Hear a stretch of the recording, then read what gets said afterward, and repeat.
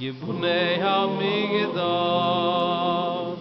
Hirtzio inte malai Okor les ozman. Welcome to our channel. If this is your first time here, please consider subscribing. We have a goal to reach 100,000 subscribers by the end of the year. In this video, Rabbi Kolakowski reacts to a video about the village of Kiryas Joel and seeks to dispel the myth that Hasidic Jewish men don't work for a living. Let's watch. All right, Bruchim Aboyim, welcome everyone. A video just came out recently, which I made another video about recently,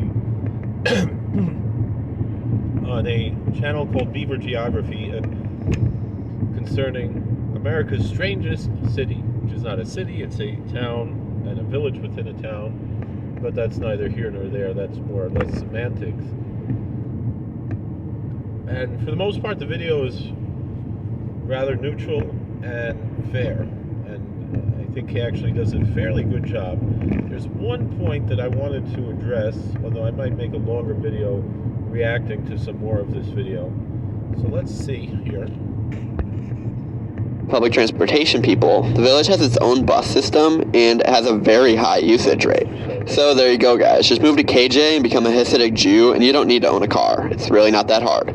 Now you may be wondering why the poverty rate is so high. Well, most of the men in KJ devote themselves to the Jewish religion rather than academics, with only 39% of the village having a high school degree. This means a bulk of the men don't really work, and around 50% of the employed population works for the school systems to educate the very, very, very, very large next generation. But there's even more that goes into the demographics in the entire story. So that's, I think, one of the biggest mistakes, probably the biggest mistake of this video. Now, it is true that the job of many ultra-Orthodox Jews is learning in Kollel. It's really not saying that they're not working. You say that politicians are not working because they're just sitting and saying words. You say that artists and actors and athletes aren't working because they're not producing a product or giving a service or merely providing entertainment. Really don't say that. That's also a job, and especially if you get paid for it, and if someone is willing to pay you for it. And so too within the ultra-Orthodox Jewish community, which is actually something that happens in other religious communities as well.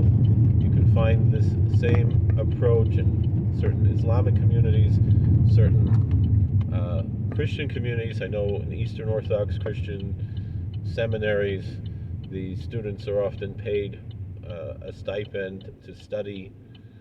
And so too, the students in a kollel are paid a stipend to study. It's like a fellowship, really, more or less. But also, to a certain extent, even if it's not particularly for a goal of a certain achievement academically, but rather a devotion, this is something that devotion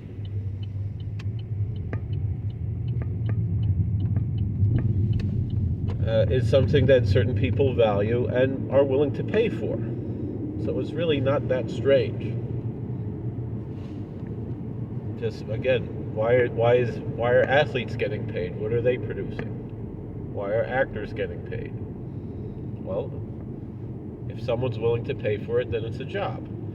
With that being said, learning in kollel is not a high-paying job generally. Although certain out-of-town kollelim, which also includes some type of field work, might pay a little bit more, but not tremendously a lot. But it is a job. However, although this is something that's rather common in other ultra-Orthodox communities, mostly in the non-Hasidic communities, there's much more of an emphasis on studying in kollel after marriage. For the most part, the Hasidic approach to kollel is that one only engages in that until 20 years old, and unless someone is planning to become a professional rabbi. And particularly the view of the Satmar Rebbe, who was the founder, the Satmar Rav, Rabbeinu Yol Teitelbaum, who was the founder of Kiryas Joel, and for whom the town is named after, the village is named after, the meaning, the Satmar Rebbe was actually against the kollel system, and it was more peer pressure from other Hasidic and non-Hasidic ultra-Orthodox communities that they even have the kollel at all. So, but for the most part, again, unless a man is planning to become a professional rabbi, he is finished with kollel at age 20 and goes to work and gets a job. So this, and particularly in the Satmar community, and they take many jobs. It is true they don't generally have a traditional secular high school diploma, and for the most part do not attend college, although some do.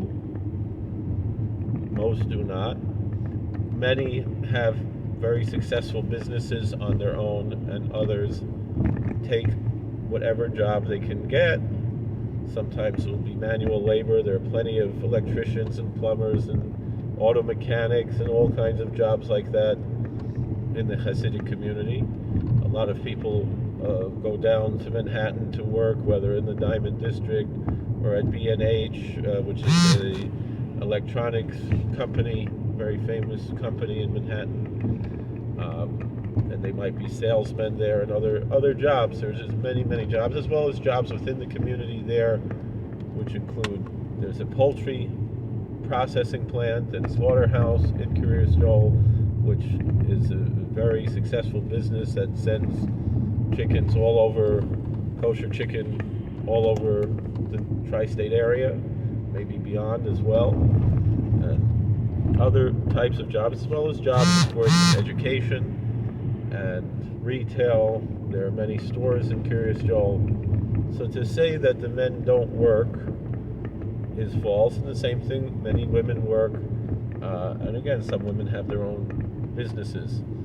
The fact that this municipality has such a high poverty rate, which really is not fair to compare to a big city like Baltimore or St. Louis or something, as he does at the beginning of the video.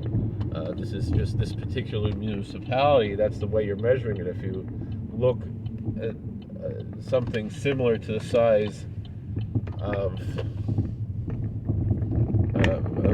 like we said, Baltimore or St. Louis, and that area, it would not reflect those same demographics. But ultimately, the point that I'm bringing out here is that it is is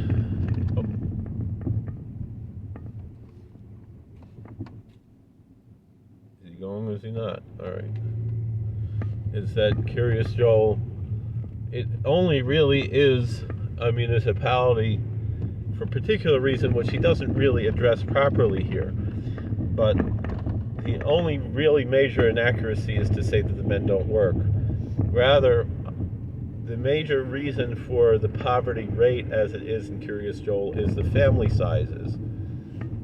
Legally, within the state of New York, a family of 10, two-parent household with 8 children, let's say, and many families have more than that, but it might be rare that more than that are in the household at the same time. Might have young children at home, and other children are already grown up and married by the time you have 8. There's also very young marriage age in Kiryas Joel, and they do get legally married, and we can talk about that as well in a separate video. But in any event, the concept that we're bringing out here is that if, say, a family is making $80,000 a year, which is a pretty nice amount of money, I think, for an average family, an average, two-income family, to make $80,000 a year, you would still be, with 8 children, a family of 10 would still be under the poverty line.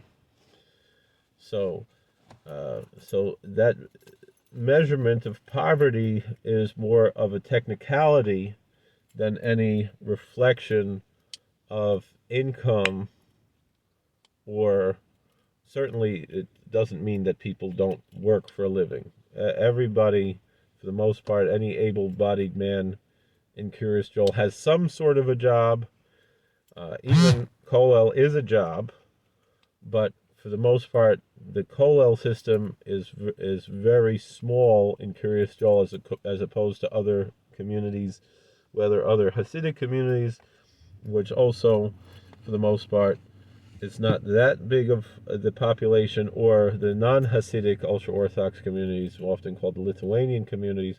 Those tend to be the communities that have the highest level of studying in Kollel. But as we said, that is not really saying that they don't work, any more than saying that an athlete or an actor, an artist, or a politician or someone else doesn't work. Thank you for watching. God bless. Please like, share, and subscribe, comment, and we'll see you later. All right, how do I turn this off? Yibunei HaMikdash, Hirtzio Ente Malai, O Korle